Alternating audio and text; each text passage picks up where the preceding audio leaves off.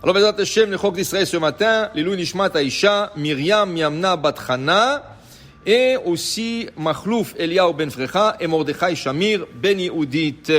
Alors, le Chok Israël ce matin, chez la Gemara de Shabbat 62b, Reshit Shemanim Imshachu. Il y a un verset dans le prophète Amos, Reshit Shemanim Imshachu. Il y avait un parfum très très cher à l'époque du Talmud. Quel était ce parfum? C'était plus de l'huile parfumée. Il mettait de l'huile parfumée. Quel était ce l'huile parfumée? Amar Rav Yehuda Amar Shmuel, c'est paliaton. C'est le paliaton. Paliaton, il faisait ça d'un fruit qui s'appelle le persimo.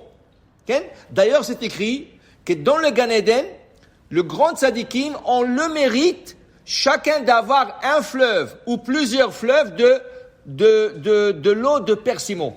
Ça veut dire qu'il y a de fleuves qui coulent avec cette chemin. Okay? Et le tzadikim, il jouit de ça dans le Gan Eden. Il y en a qui ont 13, il y en a qui ont plus, il y en a qui ont 1. Chacun selon son mérite. Mais pour te dire que cette huile était une huile très très importante. Et là, Metiv Rav Yosef, dit Rav Yosef, Afal Paliaton, Gazar Rabbi Yehuda ben Baba. Rabbi Yehuda ben Baba a décrété qu'après la destruction du temple, les femmes ne mettent plus le paliaton. Pourquoi? Pour sentir la douleur de la destruction.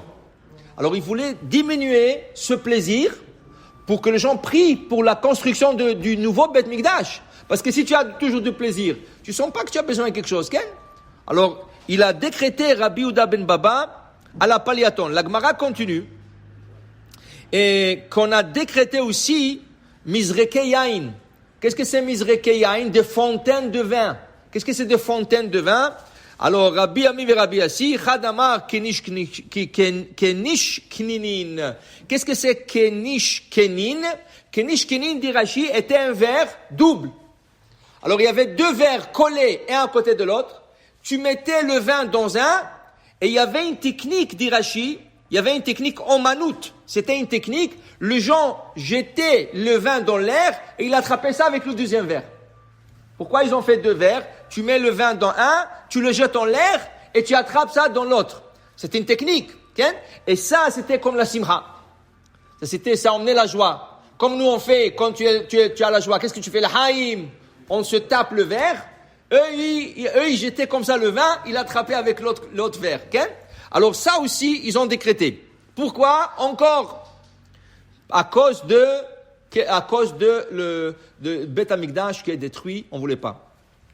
La Gemara nous rapporte de Masechet Sota, on trouve un autre décret. Là-bas, Rav Huna, dans la page 45, Rav Huna a décrété de ne plus écouter la musique. On n'a plus le droit d'écouter la musique. Une fois que le Beth Amikdash est détruit, pourquoi? Parce que le Beth Amikdash, il y avait de la musique.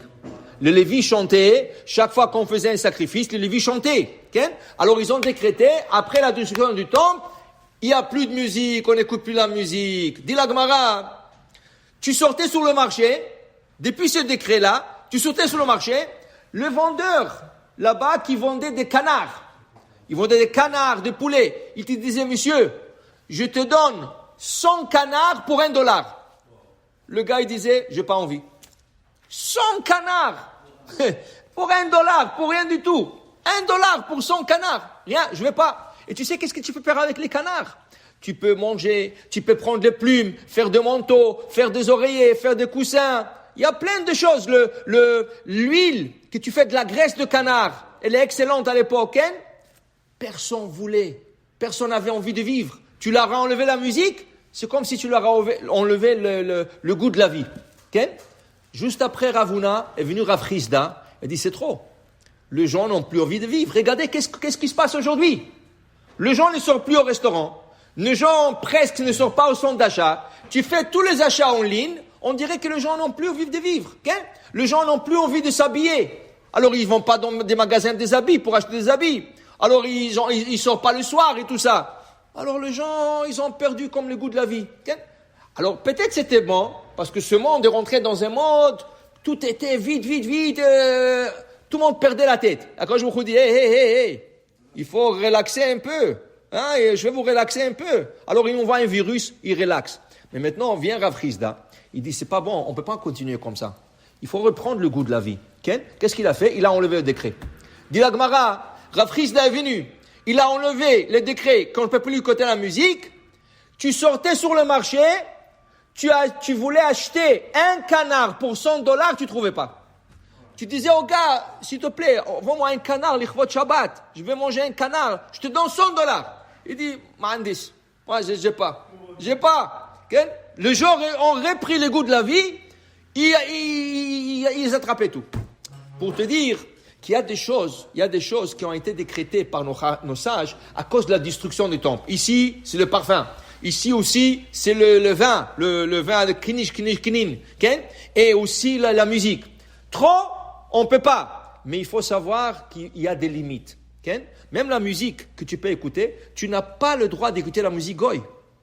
Qu'est-ce qu'il y a? D'abord, qu'est-ce qu'il y a dans la musique goy? I love you, I miss you, you die. C'est la même chanson, la musique est différente. C'est rien, il n'y a rien. Maken shwalu. Ve'aborek en bomaim.